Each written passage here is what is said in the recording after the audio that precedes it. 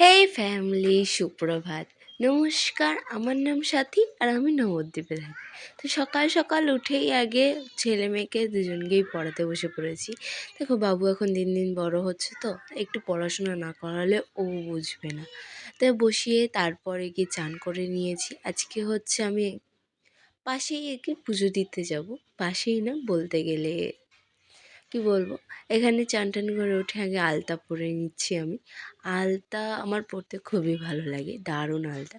দেখো কত সুন্দর, কেমন লাগছে অবশ্যই কমেন্ট করে আমাকে জানাবে।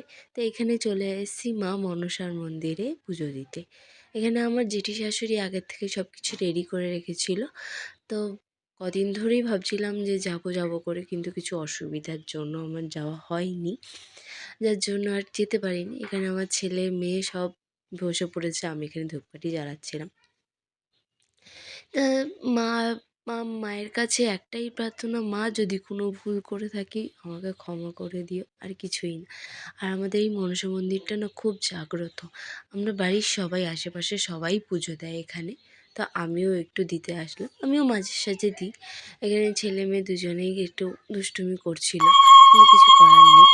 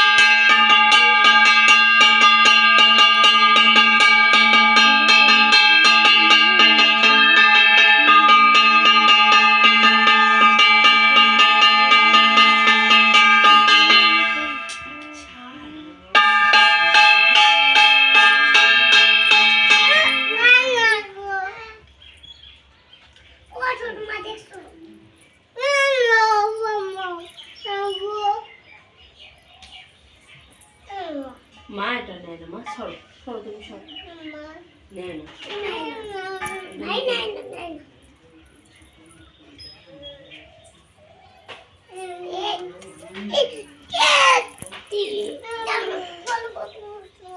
এখানে পুজো দেওয়া হয়ে গেছিলো, আমরা সবাই একটু বাইরে বসে অপেক্ষা করছিলাম, কারণ মায়ের কাছে প্রসাদ দেওয়ার পরে আমরা একটু বাইরে বসে অপেক্ষা করছি।